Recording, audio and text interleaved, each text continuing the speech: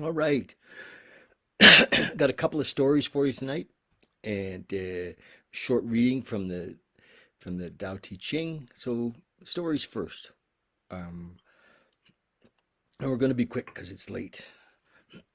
You know, I only tell these stories or talk about these things because I mean, my hope is that you can hear them and you'll say, "Shit, that's me," or or that's somebody I'm working with, and maybe something I'll say might open a door for you. That's all. I mean, I'm not a teacher.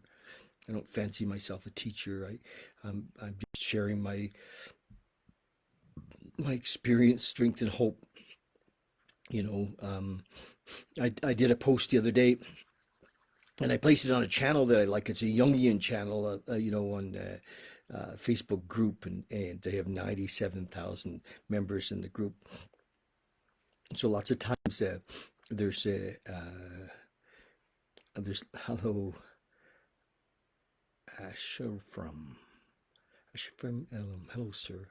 Um, so in that group, there's because they're all kind of fans of Jung. There's a lot of armchair critics and who think that they know how to deal with the disease of addiction and alcoholism, and we should make everybody do TM, or they should be able to figure it out yourself, or you know but they're not frontline guys. Most of them have never really worked with alcoholics or addicts, and they don't know, and that's all right. They don't know. They don't watch guys die. Tomorrow I'm going to go spend some time with a lady whose son died a couple of weeks ago, and he was 23, and I'm going to go see his mom tomorrow, and we've been kind of missing each other, and we have an appointment to spend some time and go for a walk. And I mean, imagine, your 23-year-old son dies of an overdose. Um, can you think of anything more devastating?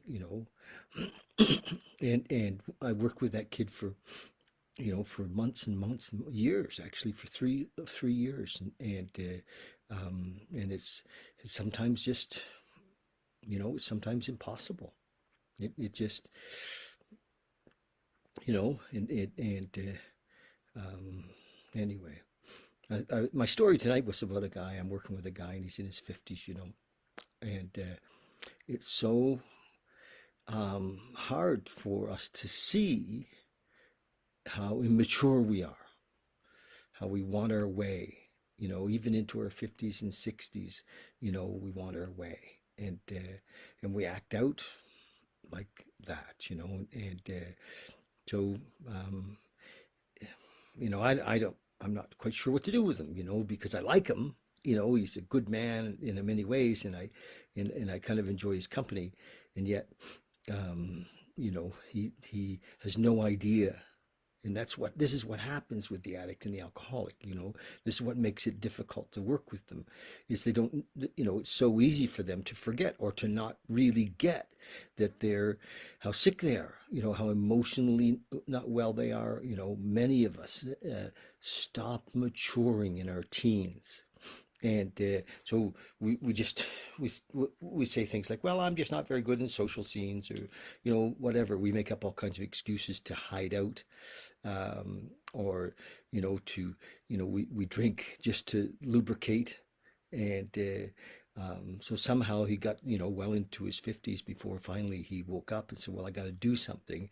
But what happens so often with the addict and the alcoholic is, like, it's unfriggin' canny how often it happens. They get a couple of months sober and they're like, I got this, I'm okay.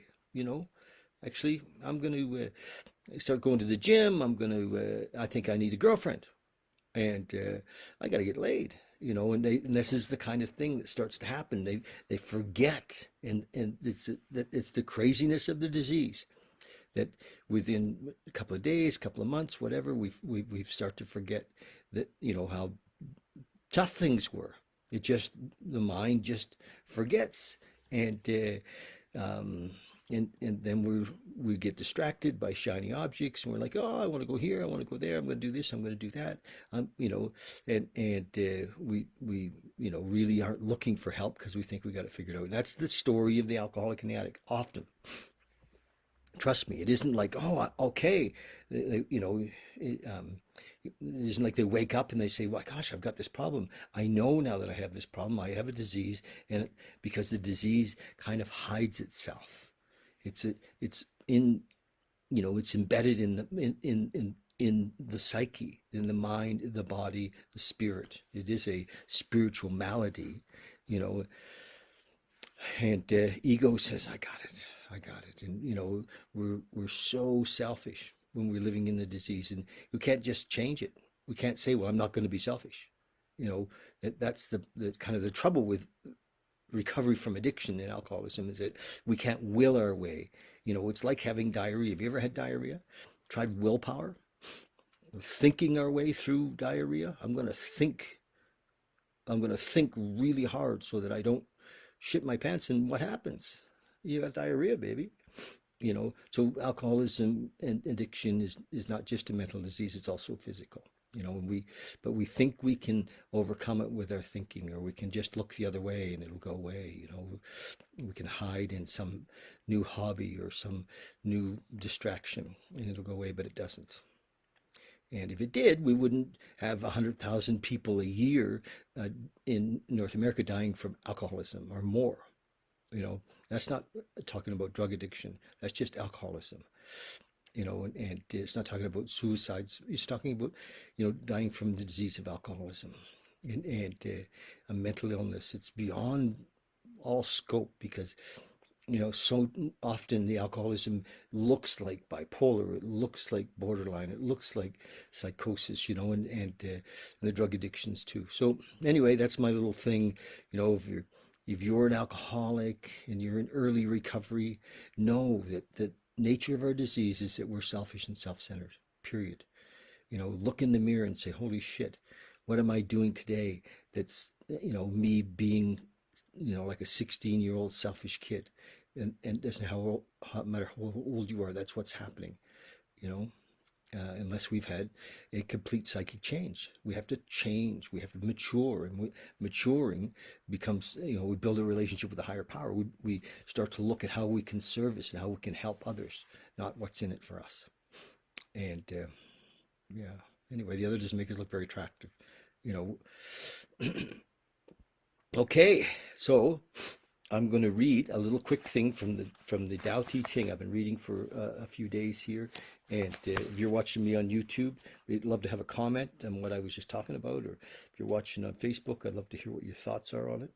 And I think that yesterday I read from, I think I read, oh, I did. I read chapter 18. Today I'm going to read 19. It's very short. Oh, it's so short. It's like 10 lines. And the Tao Te Ching. This translation was written by Stephen Mitchell. I suggest you get a copy because it's, you know, if you if you're, you know, kind of your goal in life, you know, if you really get that, you know, if you're spiritually curious, or you're in recovery and you know that you need to have a, you know, a complete psychic change, a spiritual awakening, you know, do the steps. Absolutely do the steps. Get a sponsor. Do the steps. Help others. But you can grow spiritually by also by, there's a couple of books that I really recommend. One is the Bhagavad Gita, which I think is an amazing book, also by Stephen Mitchell, and the Tao Te Ching by Stephen Mitchell are just, they're it. They're the deal. So, chapter 19. He says, throw away holiness and wisdom. The people will be 100 times happier, and people will be 100 times happier. Throw away morality and justice, and people will do the right thing.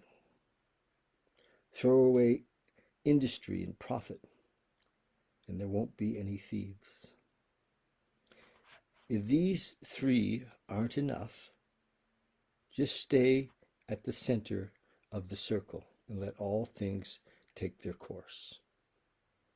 If these three aren't enough, just stay at the center of the circle and let all things take their course. Beautiful.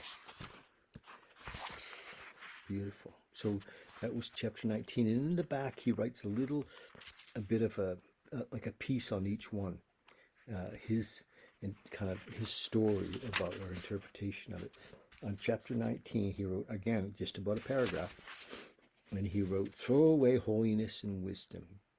When some folks are called saints, other folks think of themselves as sinners.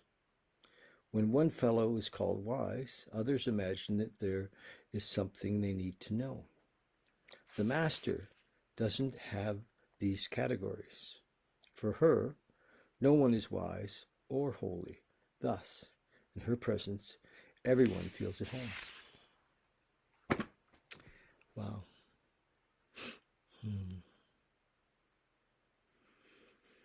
So that's the deal. Just love as you are. So with that, yeah, love you. Love you lots. If you go to YouTube, I've been reading these for the last little while, a couple of weeks. Go back and listen to them. They're very short, and they have such depth. His writing, such depth. Okay, love you guys so much. Cheers.